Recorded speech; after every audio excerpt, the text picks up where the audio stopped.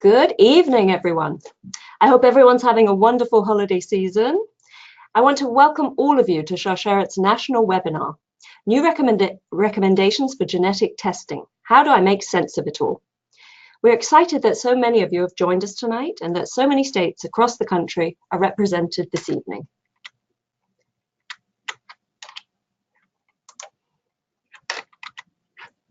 My name is June Mandeville-Kamens, and I'm the Senior Support Program Coordinator for Sharsheret.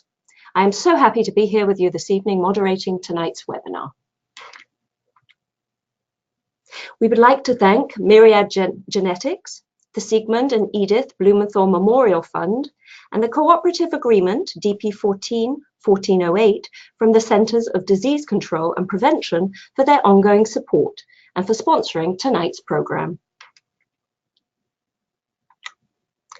We would also like to thank our partners in collaboration for tonight's event: Bright Pink, Cedars Sinai Medical Center, Holy Name Medical Center, and Force, Facing Our Risk of Cancer Empowered. Sharsheret supports young Jewish women and families facing breast and ovarian cancer at every stage. We help you connect to our community, whatever your personal background, stage of life, genetic risk, diagnosis, or treatment. So we receive many calls at Sharsheret from women and men who are trying to make sense of genetic testing. Is it something they need to do? Is it something they need to investigate? So most of the time, genetic testing is done through healthcare providers such as physicians, nurse practitioners, and genetic counselors. But with the advent of direct-to-consumer genetic testing, providing people access to their genetic information without necessarily involving a healthcare provider or health insurance company, it can be a challenging time to determine which test will be most informative and helpful to you. Suppose you do genetic testing and the results are positive for a genetic mutation. What does that mean for you and your family? What decisions are you facing, and what are your options? So this webinar will discuss the latest recommendations regarding genetic testing. We recognize that those of Ashkenazi Jewish descent, meaning those who have ancestors from Eastern Europe, can experience heightened concern about this information because of an increased genetic risk. As many of you know, 1 in 500 individuals in the general population carry the BRCA mutation. For those individuals of Ashkenazi Jewish descent, that number is 1 in 40.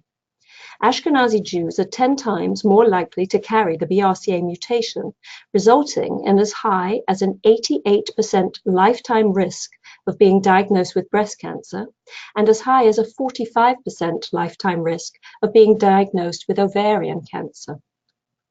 We at Sharsheret are always confronted with questions from our callers asking for clarity in genetics in the news. So tonight's webinar is designed to help you make sense of the latest recommendations for genetic testing. One last thing before I introduce our speakers for the evening. You can ask questions throughout the webinar by typing in the question box on your dashboard on the right side of the screen. Please keep your questions broad in nature so that everyone on the call can benefit from the discussion. We will try to get to as many questions as we can after the presentation.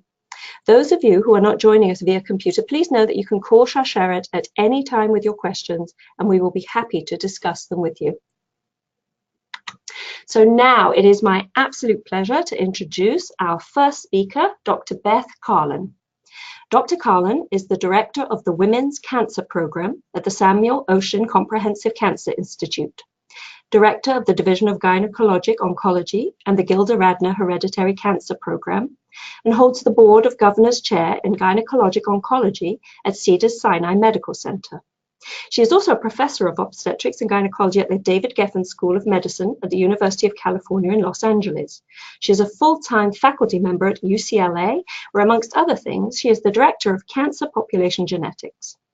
Dr. Carlin's research focuses on ovarian and other women's cancers, as well as inherited cancer susceptibility. She has authored over 300 research publications and is an American Cancer Society clinical research professor. She is the editor-in-chief of the scientific journals Gynecologic Oncology and Gynecology Reports. In 2012, Dr. Carlin was appointed by the White House to serve on the National Cancer Advisory Board, and in 2015, she was elected to membership in the National Academy of Medicine. So Dr. Carlin, over to you. Thanks so much, June. Welcome to everybody across the country. Again, I'll echo the happy holidays and congratulate you on taking this time to be empowered with new information to protect you and those who you love.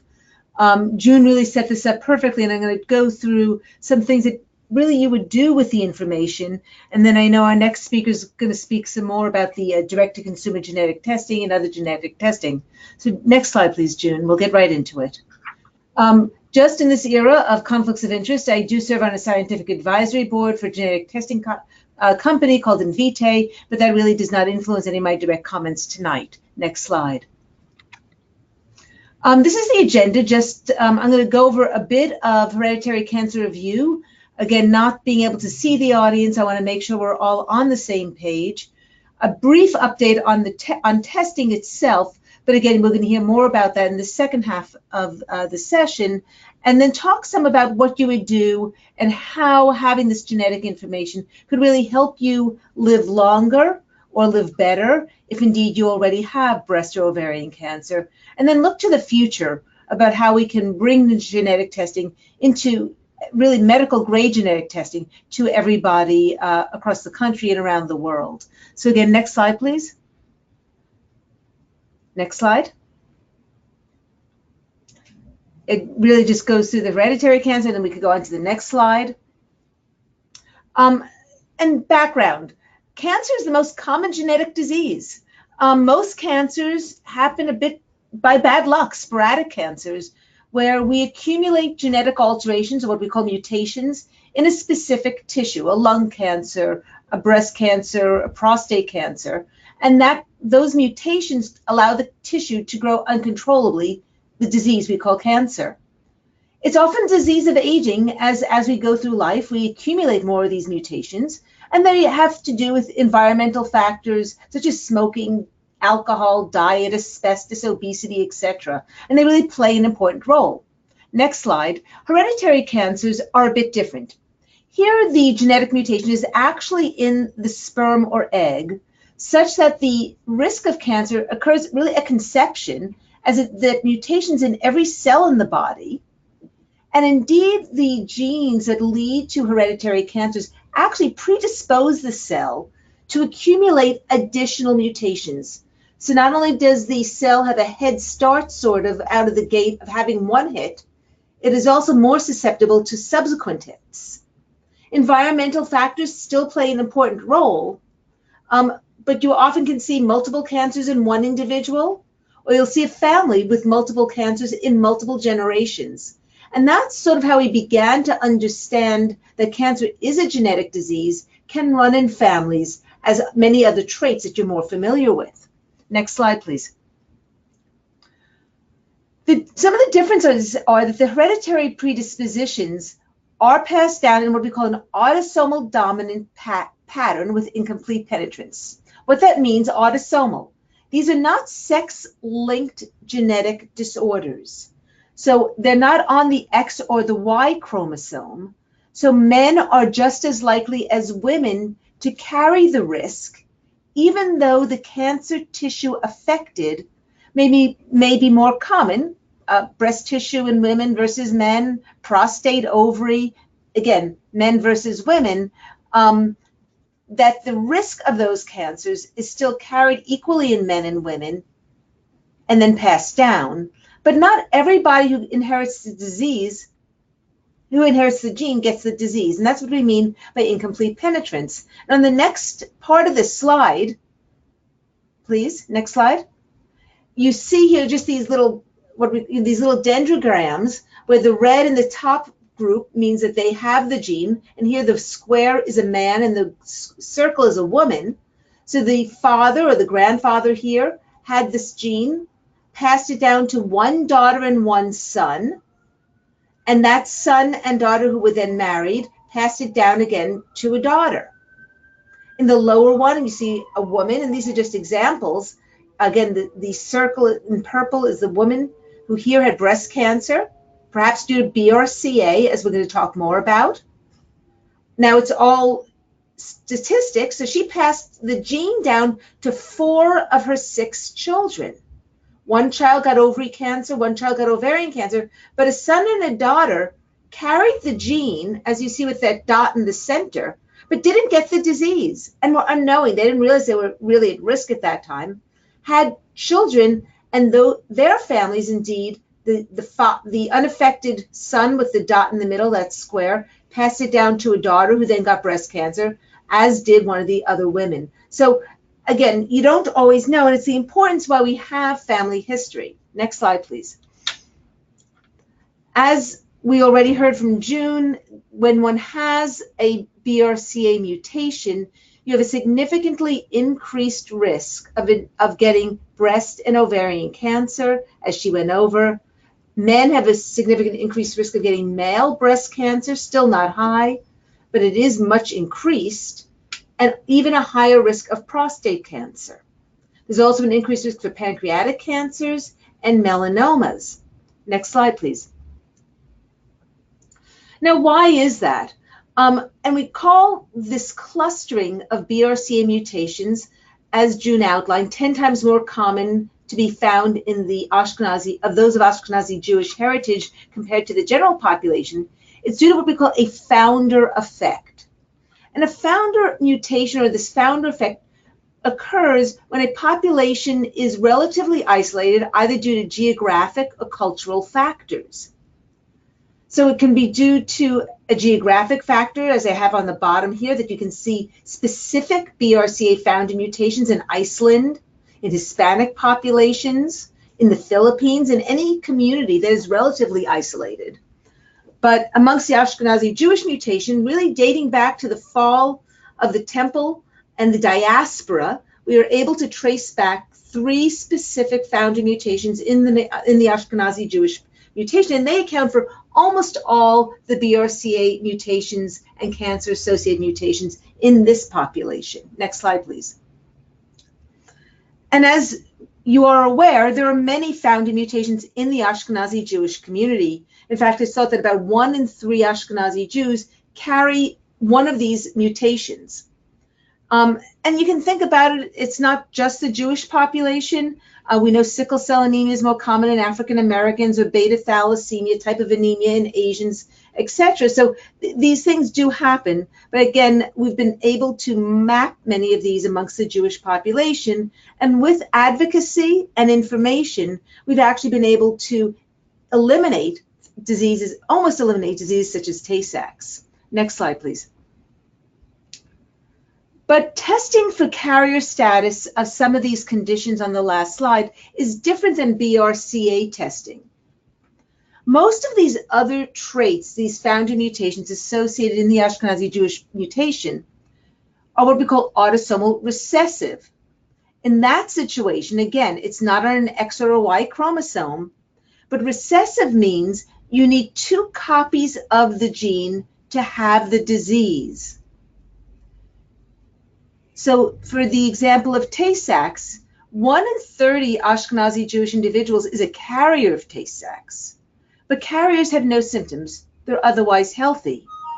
And it's only when 2 carriers have children together that they have a risk of one of their children getting the disease. So only 1 in 3,600 individuals would be affected with Tay-Sachs, thank goodness. Again, they need to have a father carrier and a mother carrier, as you see in the diagram on your left, and it's only when you get 2 copies, so only 1 in 4 children would then be affected. Next slide, please. However, with the BRCA testing, it's autosomal dominant. So even one copy of the gene places you at risk for developing cancer. So 1 in 40, not 1 in 30, 1 in 40 individuals carry a BRCA gene, but every one of them who carries the gene will be at an increased risk. They may not all get the cancer, but they're all at an increased risk and can equally pass that along to their offspring. So when we do genetic testing, and the importance of genetic counseling and testing is that there's implications for the health of the person and for what they should be doing, right then as they get the results, understand the results, and make the decisions that are personalized and best for them with their healthcare provider. Next slide, please. So going on to genetic testing, and this will be brief since we're going to talk about it some more. Next slide. The technology has gone gangbusters. You can get your genetic testing accurately done with really any cell. It could be blood, it could be saliva. I'm a gynecologic oncologist. I could even do it on a pap smear. And you actually analyze all the genes looking for these mutations that result in disease. And as we said earlier, you can get 3 types of results that we'll hear about some more, either positive, negative, or a variant of undetermined significance that I'll touch bases on so that you understand that. But positive is that you carry the mutation, and negative that you don't. Next slide, please. These are the guidelines, and I bring this up now. I'll just be brief because it's been in the news a lot. This is from 2019. These are what's going to be proposed. So who should have testing?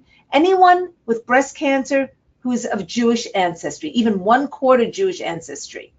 You should have BRCA testing. Next slide. Anyone at all who has ovarian cancer should have genetic testing. These will all be paid for. These are the national recommendations. Next slide. Any male who has breast cancer, pancreatic cancer, or metastatic prostate cancer should definitely have BRCA testing.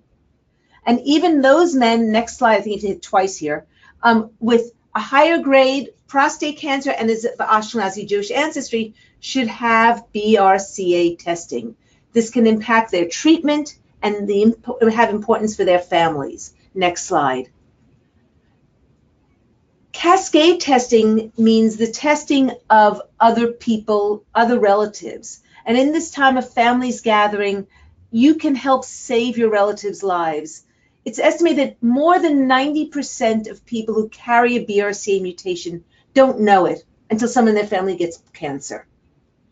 Yet once you have a carrier, once you know someone in the family who has a BRCA mutation, the reality is half of their blood relatives, their first degree relatives, are going to carry the mutation.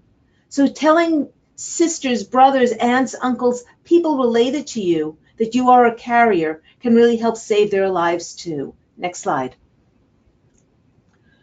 These days, most people do more than just BRCA testing. They do what we call panel testing. Different sizes of panels you can discuss with your doctor, whether you do 30 genes, 50 genes, 80 genes.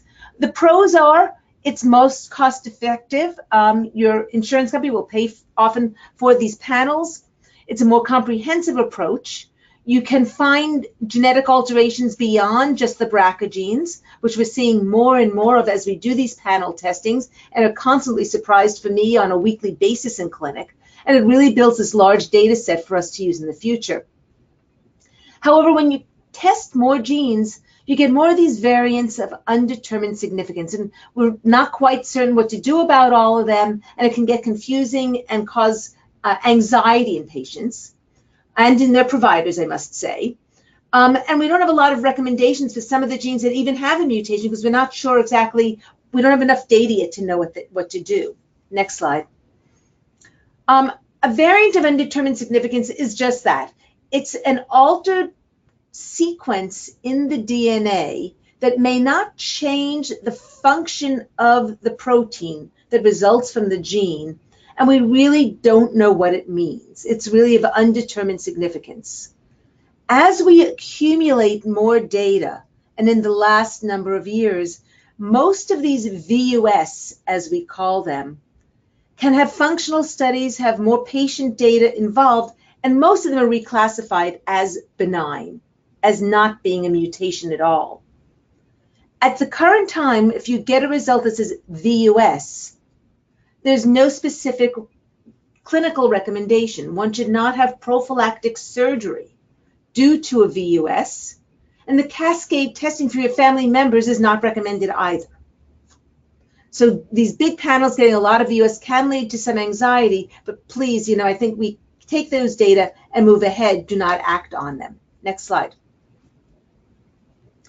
But when we get the information that someone carries the mutation, it's empowering. It can help you take action to not be victimized and to use this information as a way to save your health.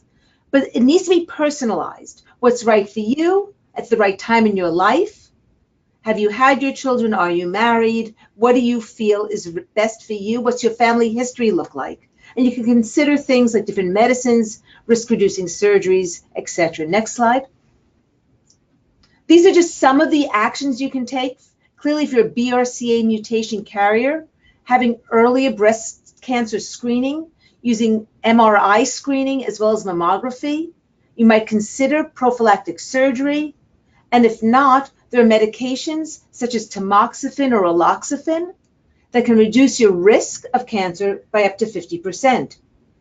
For ovarian cancer, when you're childbearing, when you've finished your family, you might choose to have your tubes and ovaries removed. That's a salpingo-oophorectomy. So salpingo is tube and oophorectomy is ovaries.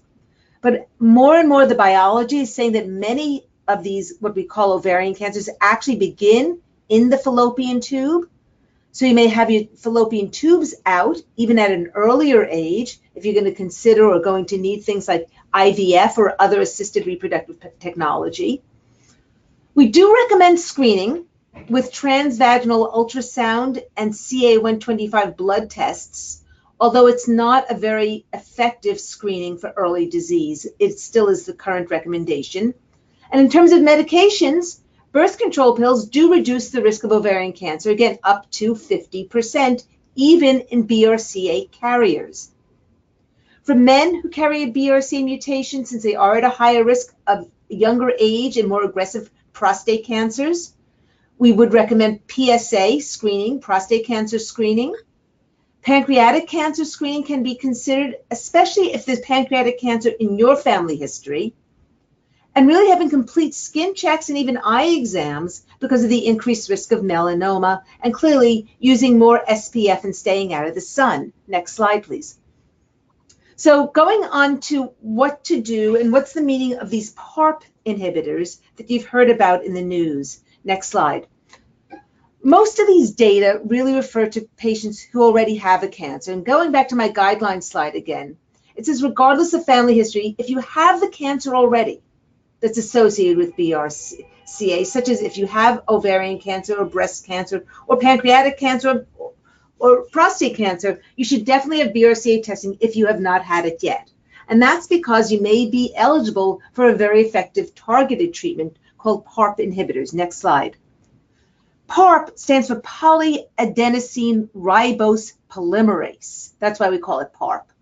And what it is it's a gene, it's an enzyme that helps repair DNA. BRCA proteins help repair DNA as well. And through evolution, our cells have multiple means to keep our cells intact. But when you take out two wheels of the car or whatever, it can't roll anywhere. So if you're missing one, perhaps you can get along until you get to the next gas station. But if you miss two of them, your car is stuck and the cells die. And PARP inhibitors on top of a cell that already has a BRCA mutation causes cell death. And that's what we call synthetic lethality. And it's a very effective targeted therapy. Next slide. There are many PARP inhibitors that are currently FDA approved. The initial approvals came in ovarian cancer, and there are currently 3 FDA-approved PARP inhibitors. They're all been approved to use as maintenance therapy. So if someone's had ovarian cancer, had a recurrence, and now is back in remission, taking a PARP inhibitor can delay another recurrence of the ovarian cancer.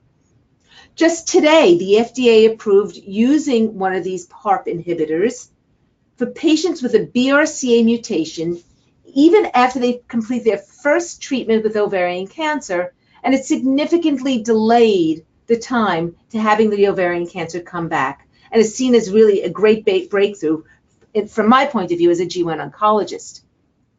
2 of these PARP inhibitors can also be used as treatment for recurrent ovarian cancer.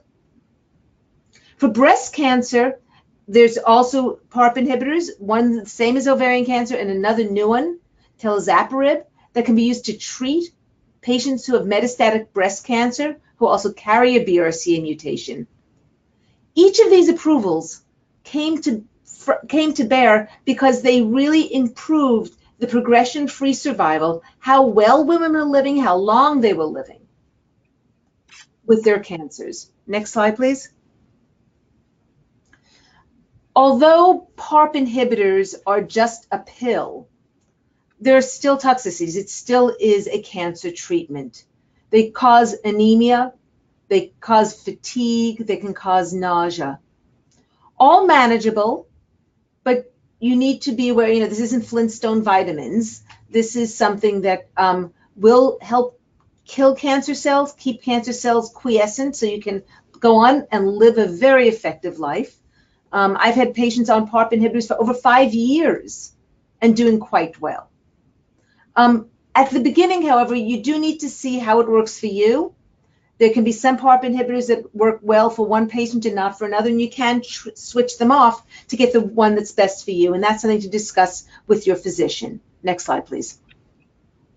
So just lastly, before I hand this on, talking about some of the future. Next slide. Currently, less than 20% of women with ovarian and breast cancer who meet the guidelines and would have the testing paid for are getting testing. So we really need to do better to identify the barriers, to get the genetic testing really out to the individuals at risk, to have cascade testing. As I said earlier, more than 90% of unaffected carriers have yet to be identified, which is tens of thousands of cancers that could be prevented if indeed they were tested and took action. So we really need to be doing better. Next slide. This study came out just this last week, and you may have heard about it because it's been in the press, about really the need that we update many of the guidelines. The study was a large study using one of these, again, panel tests, an 80-gene panel, offered to any woman who had a diagnosis of breast cancer and had not had testing.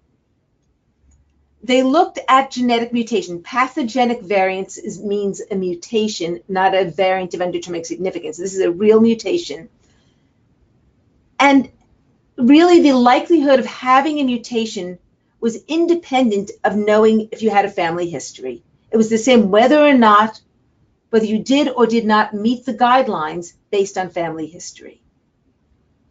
So the conclusions of the study were that the guidelines are not accounting for all the variation because family history with small families, incomplete family histories are not as meaningful as some of the earlier studies where we had very large families. And we're missing an opportunity to identify the pathogenic variants and mutations, have risk management, personalized treatments, and the cascade testing.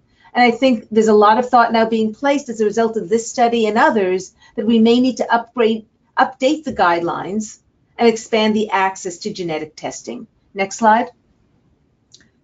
So again, reaching out to both men and women, getting better education, better insurance coverage, and better discoveries. And I'll just briefly mention a study I've been involved with that we call the B4 study, or the BRCA Founder Outreach Study, which is our attempt as a research study to do this. Next slide.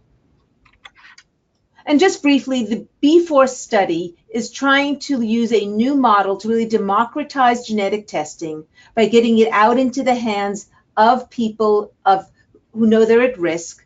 It's looking at a high-risk population, those of Ashkenazi Jewish heritage, who have not yet been tested.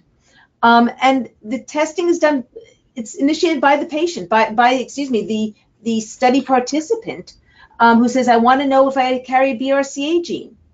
And you can log on, do this yourself, do it on your computer or your cell phone. It's done in a medical model where you answer consents, and then you can go on and get your blood test drawn, and your result is given back to your own primary care doctor so that you can decide and be followed where to go from there. Next slide. So here's the website, b4study.com. You can register on your phone or on your computer. You watch your videos, learn about the implications, give consent, get tested, get your results, and then have follow-up. Next slide. I will be able to answer questions about any of this or portions from the next at the end of the webinar tonight. And I'll give it back to June, and I think she'll introduce our next speaker. Thank you. Oh, thank you so much, Dr. Carlin. That was truly informative. I actually learned a lot, and you've really given us a lot to think about in light of the latest testing guidelines. I really appreciate that. I think it's so important to be in possession of as much genetic information as we can, and it's definitely allowed us to walk away with a better understanding of how this information relates to us. So I really do thank you for that. So now it is my pleasure to introduce our second speaker of the evening, Ms. Peggy Cottrell. Peggy is a graduate of the Sarah Lawrence College Master of Science in Genetic Counseling program. Peggy has been counseling women at risk for hereditary cancer for over 16 years. In addition to working at Sharsheret, she currently works as a cancer genetic counselor at Holy Name Medical Center in Teaneck, New Jersey. At Sharsheret, Peggy consults with women and families and answers individual questions about their family history, BRCA mutations, and personal risks of hereditary breast and ovarian cancer, and contributes to the development and implementation of Sharsheret's hereditary cancer resources and programs. So now it's my pleasure to turn the floor over to you, Peggy. Thanks so much, June. My role this evening is to talk a little bit about direct-to-consumer testing. And I'm going to start out by giving you a little bit of a brief history of direct-to-consumer testing. This was gleaned from an article that I have mentioned here at the bottom in case you're interested in learning more. So if we go back about 15 years, that was when the Human Genome Project was first completed. And that was when we really began to understand all of the sequences that made up the human DNA. And so after this was completed, genome-wide association studies were done, and these studies were trying to associate certain traits and diseases with findings within the genome. And it was sometime after this where the first direct-to-consumer companies became available. And these companies were offering a mix of information, a little bit of information about health, along with paternity, ancestry, and some other interesting non-medical traits. And at first, the growth of this was pretty slow, and that's because testing was still exceedingly expensive. But as the cost of genetic testing continued to go down significantly, the direct-to-consumer testing became more and more popular, and the prices began to come down so that more and more people were interested in testing. But as these companies became more popular and began offering more health information, the FDA got involved, and eventually the FDA shut down some of the testing for health information because they felt that the data was not there yet to really support that portion of the testing. So what's been happening in the last couple of years is that the FDA is gradually giving back approval for certain tests, health tests, to the direct-to-consumer companies. And that's where we are in terms of what we're talking about tonight. Next slide.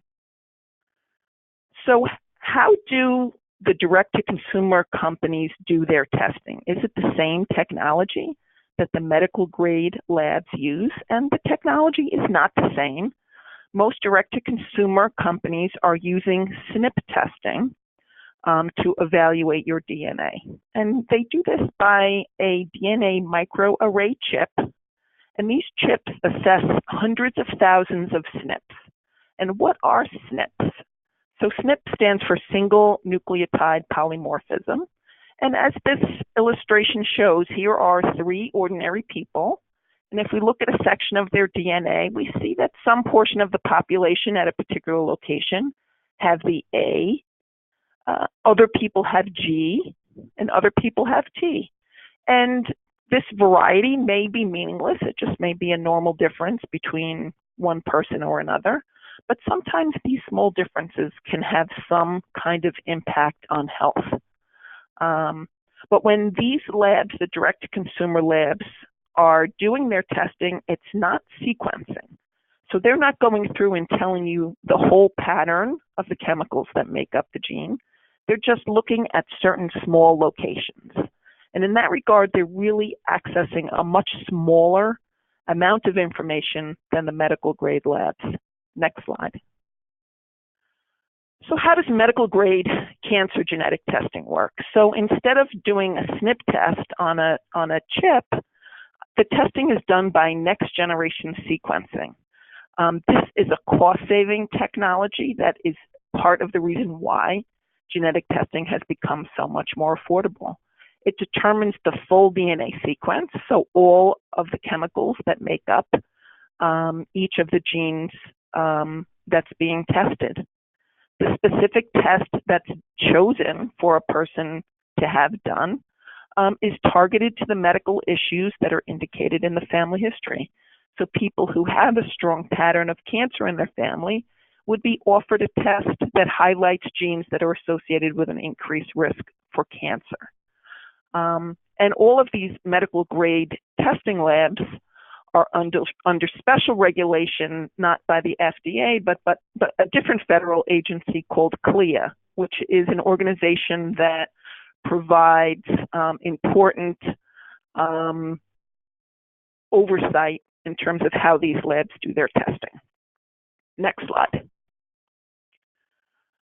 So who should consider having a direct-to-consumer test done? So we have a term in the genetics world called entertainment genetics, and that sounds a little unusual, but entertainment genetics are things that you're curious about that genetics could give you an answer to. So one thing that many people are curious about, and especially this time of year, if you're shopping online, you'll see that a lot of direct-to-consumer tests are on sale.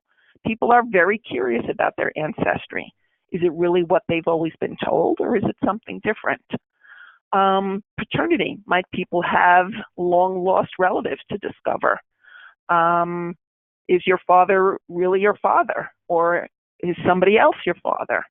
People have curiosity about non-medical traits. Things like, how does your tongue curl, or how does your earlobe attach to the side of your neck? And these are all very interesting things to learn about. And not surprisingly, these tests are popular. But if you're really concerned about the cancer in your family, then you really should consider a medical grade test that's really going to be able to identify all of the genes that could be coming into play. Next slide. So direct-to-consumer testing is really important for people with Ashkenazi ancestry to be aware of, and that's because direct-to-consumer testing is able to identify the founder mutations that we were talking about earlier. So the founder mutations are 3 changes that are common. They occur 2 in BRCA1 and 1 in BRCA2. And they are present in all Jewish populations because they originated in the Jewish population back more than 2,000 years ago. And so we do find founder mutations not just among Ashkenazi Jews, but among all Jewish populations. But again, in the Ashkenazi population, there were population factors that concentrated these mutations among Ashkenazi Jews, so that now we see the 1 in 40 frequency. Now, testing for these 3 mutations can be done by the direct-to-consumer testing because technically these founder mutations are SNPs. They are small differences in the chemicals that make up the DNA that can be detected on a chip. So, next slide. So if you have decided to have direct-to-consumer testing because you're interested in finding out more about ancestry or relatives or one of these other reasons, how should you interpret the results that come back? So if the results are positive, they need to be confirmed with a medical grade test. And this is not just my opinion or the opinion of doctors, but actually the opinion that is listed on the direct-to-consumer sites. They don't want the responsibility for providing you with medical grade information. Insurance companies very often now in their guidelines include, if you have had a mutation identified through direct-to-consumer testing, insurance companies will often cover having that kind of testing done. And it's important, if you have a finding on a direct-to-consumer test, that you avoid making any medical management decisions until the result is confirmed. And that's because we know of situations where somebody thought there was something inherited, and it turned out that the direct-to-consumer test was incorrect. Next slide. So what about if you have direct-to-consumer testing and it checks for the BRCA1 and 2 founder mutations and your results are negative? So your first thought may be, wow, amazing, there's not something inherited here. But it would be important for me to remind you that you could still have a mutation in BRCA1 or BRCA2 that's not one of those founder mutations. And people with Ashkenazi ancestry, while they are certainly more likely, if they have a mutation, that it's one of the founder mutations, they could carry a mutation elsewhere, and that could have been missed. It's also possible that a person could carry a mutation in a different cancer susceptibility gene that isn't covered on the direct-to-consumer test. And finally, there are many genes that predispose to cancer that scientists don't know yet how to look for. So it's really important to realize that if you have a negative result on a direct-to-consumer test for a health issue, that really leaves you at a point of uncertainty. And that's because it's only looking at a very small portion of the possibility of inherited cancer. Next slide. So what should you do if you're interested in finding out more about hereditary risk? Or what should you do if you have direct-to-consumer testing and you're wondering if that was enough test for you? So the best way to answer this question is to find a genetic counselor. And genetic counselors are uniquely trained to be able to provide important information about how to interpret the results of genetic testing and how to choose the correct genetic test. And it is easy to find a genetic counselor on the internet. And if you go to the webpage of the National Society of Genetic Counselors at the website that's indicated on the slide, you will find one of these hexagons that says find a genetic counselor on it. And if you click there, you can put in your zip code and choose a specialty like cancer. And do a search for your locality and see if you can find a genetic counselor close to home. There are also remote genetic counselors who can speak to people who may live in areas of the country that may not be well served by the genetic counseling population. And then finally, the other option to consider if you have questions about genetics is to contact Sharsheret. I am able to set up an appointment to speak with people who have questions and concerns about genetics. So if you're wondering, how should I find out more about the possibility of cancer in my family, don't hesitate to give us a call, and I may be able to discuss with you the cancer that's in your family and help you figure out what's the best way for your risk to be evaluated. I'm finished. Peggy, thank you so much. It was really interesting because you gave us a lot to think about.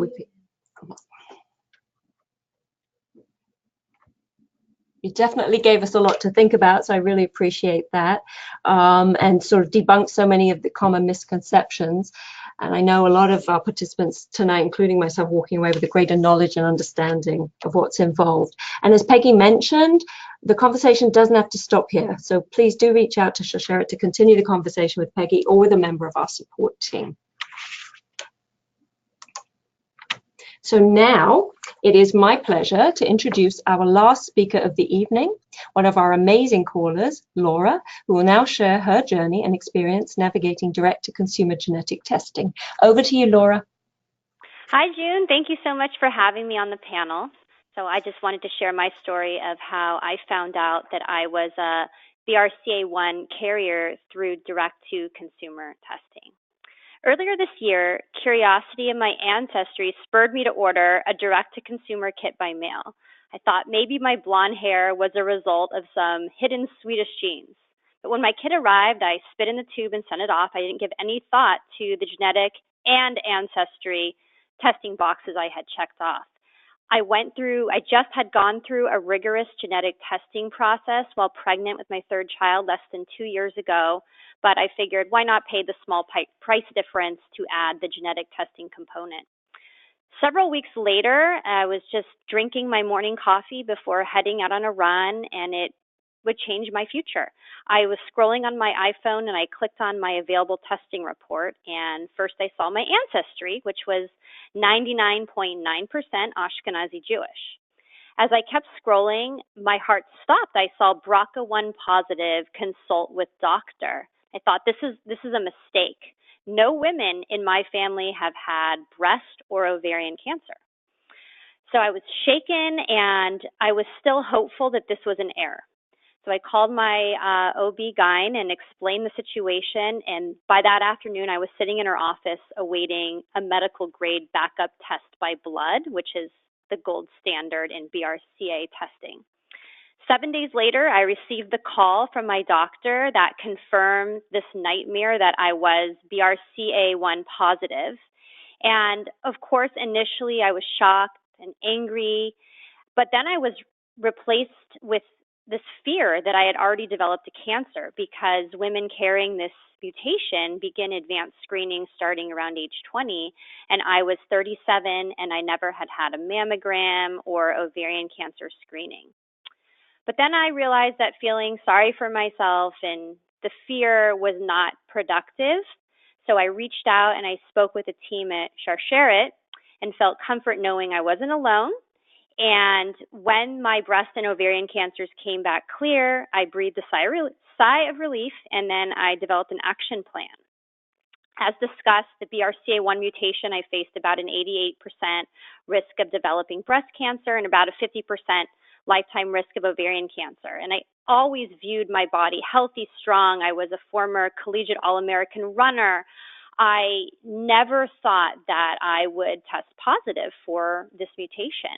And I realized that it was a ticking time bomb. So 5 weeks after receiving that initial email from my direct-to-consumer testing saying I was BRCA positive, I underwent my first surgery, and I was able to do that laparoscopically, tube and ovary removal with the amazing Dr. Andrew Lee at Cedars.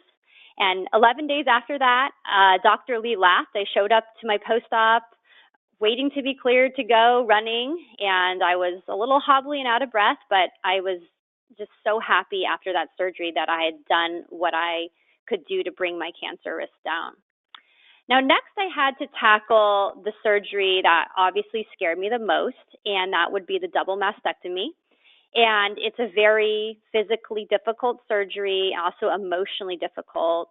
But instead of ignoring all the fears I had and thoughts in my head, I had conversations about the emotions, the recovery, how it would change my body. And I appreciate the tools and resources Charceret gave me before my surgery. And I had a team of friends and family and Charceret all supporting me in this decision.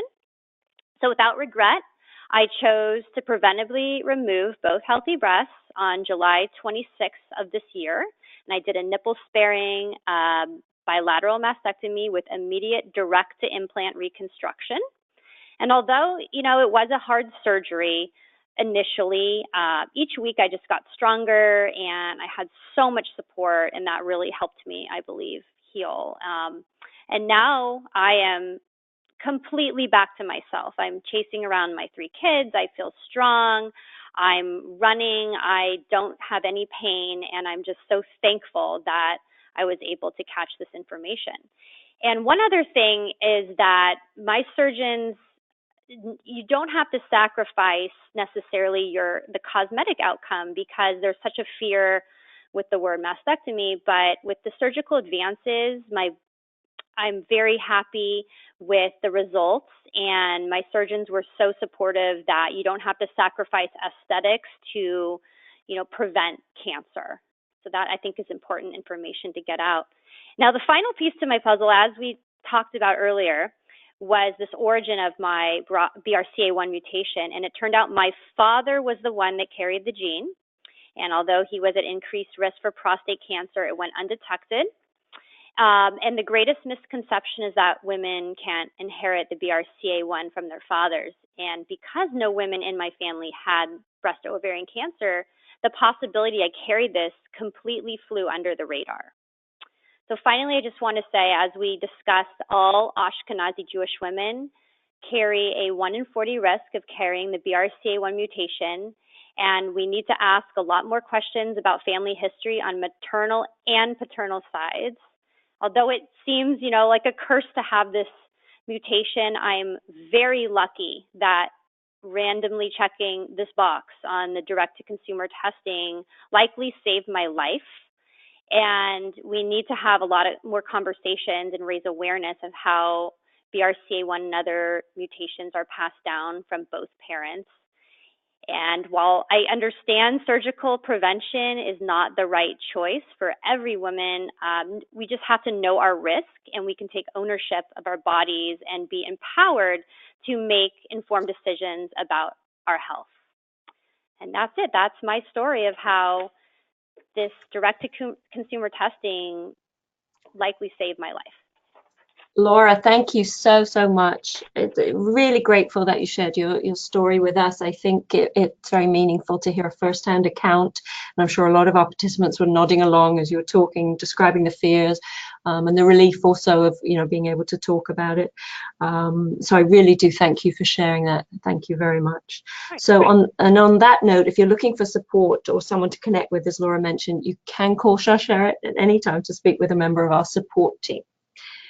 So moving on, we are getting to our question and answer session. I just want to let you know we've had a lot of questions come in. The chances are we will not get to all of them, unfortunately, this evening, but I want you all to know that we will have them all answered, and they will be available and posted along with the webinar. So please look out for them. If we don't get to your questions, I do apologize. So again, you can type your questions into the text box located in the dashboard to the right of your screen, and we will get started. So Dr. Carlin, I have a question for you. I participated in the B4 BRCA testing and my results were negative. I'm not a carrier, but I do have a strong family history. Can you share what the research advises regarding elective ovarian removal? Thank you for the question. It's a very insightful question. For those individuals who've gone through B4, again, this is only testing for those 3 BRCA1, BRCA2 mutations. If indeed you have a strong family history, it's recommended you have further genetic counseling to have a panel test. Again, this study, we're just looking to see, can we implement it with this novel format to reach more people? But if indeed you have a strong family history, the first step would be to have a full panel genetic counseling and genetic testing to see if indeed you carry one of the other genes that may place you at an increased risk, because that'll give you some much clearer direct information, both in terms of whether you should have increased surveillance, whether you should have prophylactic surgery, whether you should take any medications to reduce that risk. So I would say that at this point, do follow up, have further genetic counseling so you can decide for you what is the best next step. I'd add one other point to Laura's wonderful presentation, and that's just as 1 in 40 women carry the mutation, 1 in 40 men do as well. And so many times, as you saw and you heard so poignantly in Laura's study, we don't know, because you may not have never met your paternal grandmother because she was already deceased, or this family may be small. So we need to get men to be tested as well if we're going to have the full impact of saving lives from genetic testing. Thank you, Dr. Carlin. Next question, this one's for Peggy. What are the guidelines for testing children of a mother who is BRCA positive? So if someone has tested positive, then there would be a 50-50 chance whether her children would have inherited the mutation. And generally, when we test the children, it's going to depend on their age. We don't want to test children who are 18 or younger. We need them to be an adult when they have the test done. And the age when it makes the most sense is going to vary from family to family, but in general, we say around 25 is a good age to consider having testing done.